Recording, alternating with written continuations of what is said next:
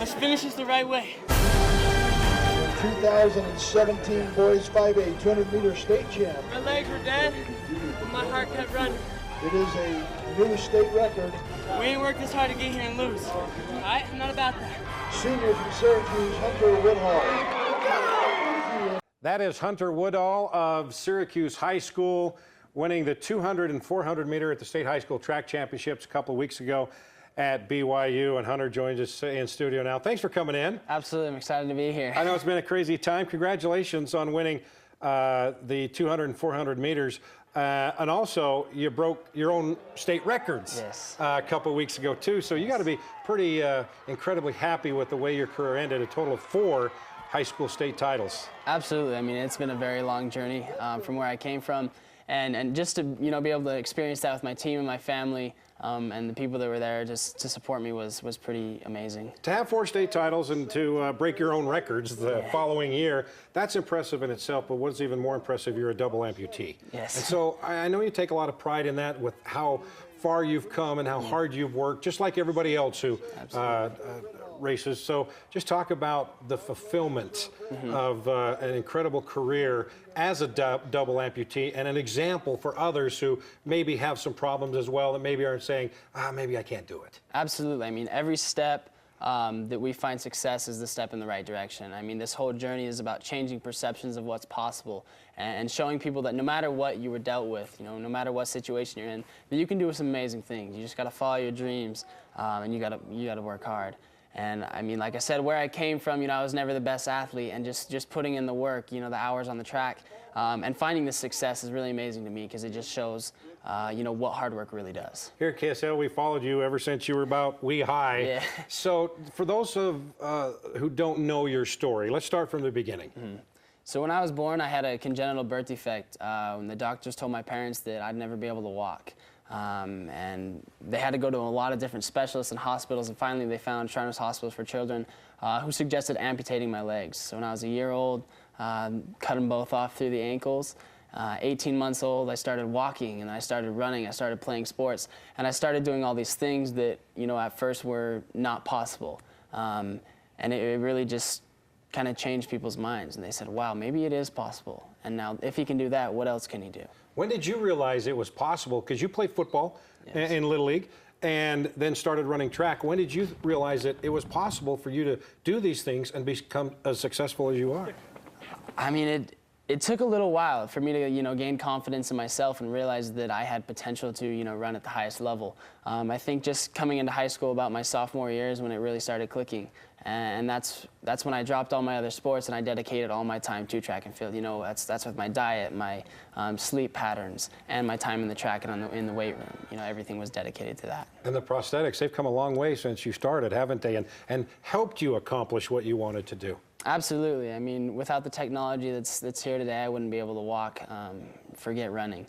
So I'm very blessed to have the people in my life that, help me to get to where I am, and just, want to see me succeed. Was there ever a day that you can remember that you say, you know what, I've got a good excuse. I'll just sit back and I'm not going to do it. I don't think I can. There's definitely times where I just kind of felt down in the dumps, but I mean, the people that brought me out of that place were my family and my friends, and the ones that said, look how far you've come. Stop saying, why me, and say, why not? Let's make it happen. Let's work hard. Let's chase your goals, and let's go make something of yourself. Let's make a statement. Yeah.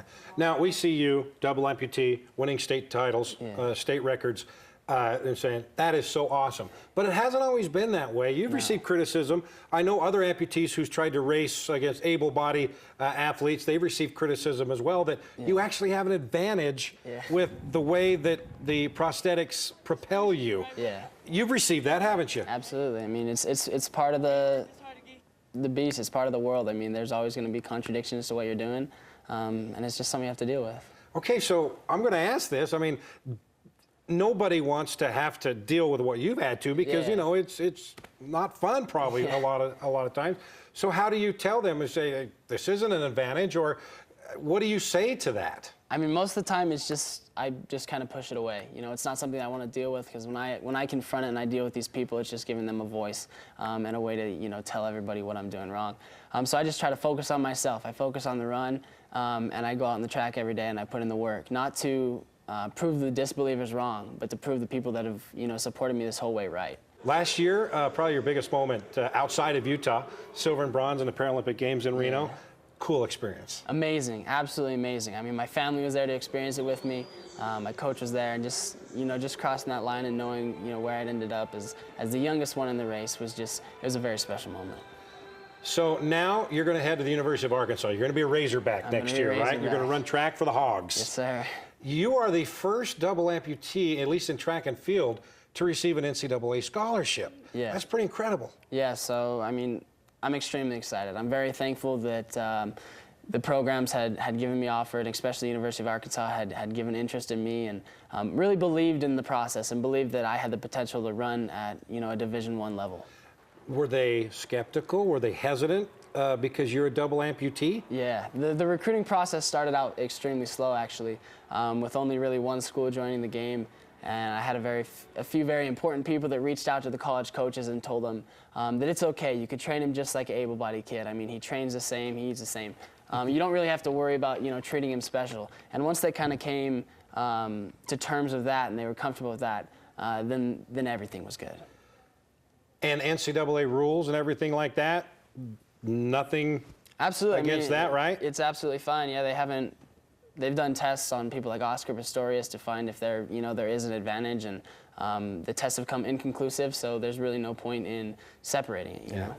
We're excited to see how you fare amongst the nation's elite, like you've been doing in college. So what would you say, as we say so long here, what would you say to someone that is maybe thinking, you know what, I've got this thing, you know, I've got this, I can't do it? I would say that you're your worst enemy. I mean, the people are going to tell you that you can't do things, but if you believe in yourself and you understand that you are worth it, and you can do some amazing things, and you put in the hard work, you can accomplish those things. You can chase your goals, and I'm just kind of a testament to that. You know, throughout my whole life, I had people telling me that what I was doing was not going to happen. And through adversity and through, you know, the support of my family and friends, I made it. I'm here, and I'm going to keep going. You're proof, Hunter. We believe. Absolutely. Good luck at Arkansas. Thank you very much.